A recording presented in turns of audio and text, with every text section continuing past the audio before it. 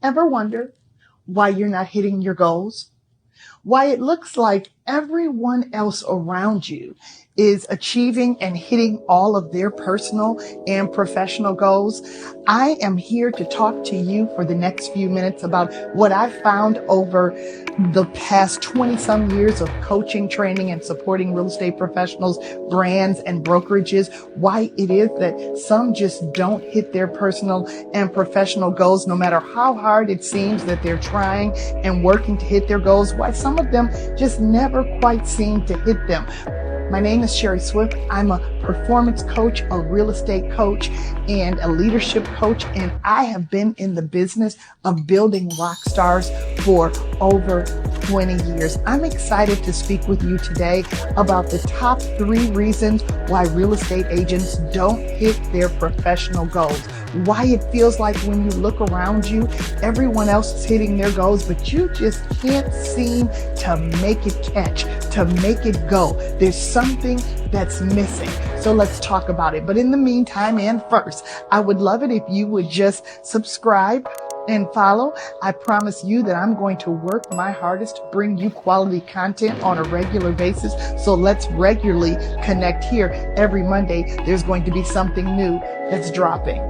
So why does it feel like everyone else is hitting their goals, but you're just not hitting the goals that you have set out to achieve?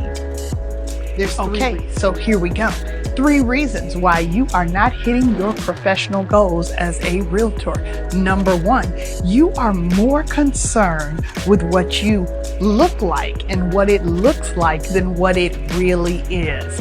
What do you mean by that, Sherry? Well, you are so busy posing and making it look shiny and amazing and successful that you are not comfortable asking people for their help and for their support.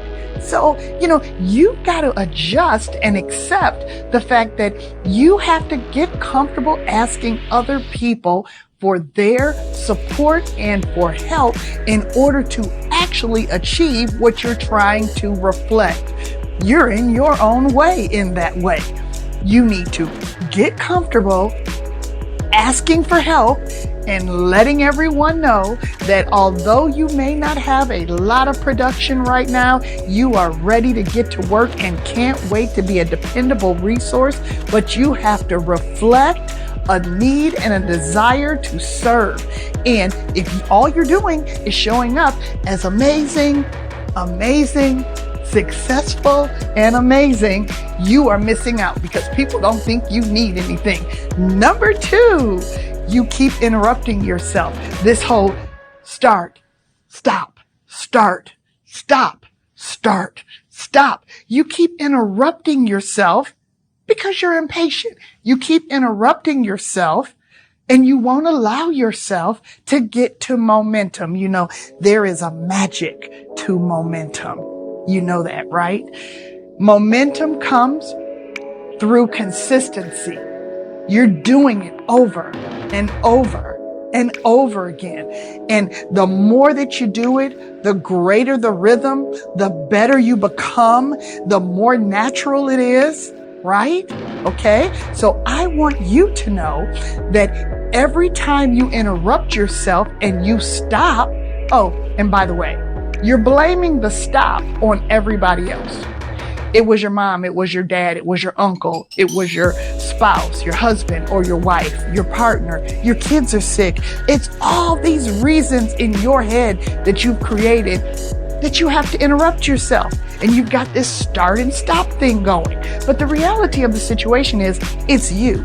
It's you starting and stopping because you haven't created an expectation of consistency with the people that are around you. So they are interrupting you and you're accepting that interruption. So therefore, you've got this whole start stop thing going on.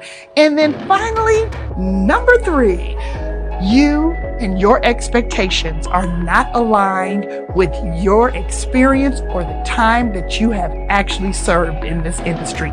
You just started, right? Or you just restarted, right? Or you just started on this next level, right? Wherever you are, if it is a new level of performance and production for you, you have to show up as a person that expects it to be new, that expects to have to serve a little bit of consistency, a little bit of energy, a little bit of momentum, a little bit of every day I'm going to work towards this until I have actually earned the right to have an expectation of something to come back. But when you come in with an unrealistic expectation based on what? Like, number one, like we said, you're more concerned with what it looks like. So you're so busy posing that you're not really working. Number two, you keep interrupting yourself, this whole start-stop thing. So you're not really demonstrating consistency the way you should. So why would you ever have any expectation of outcome? Because that is quite simply not aligned with your experience or what you've actually been demonstrating.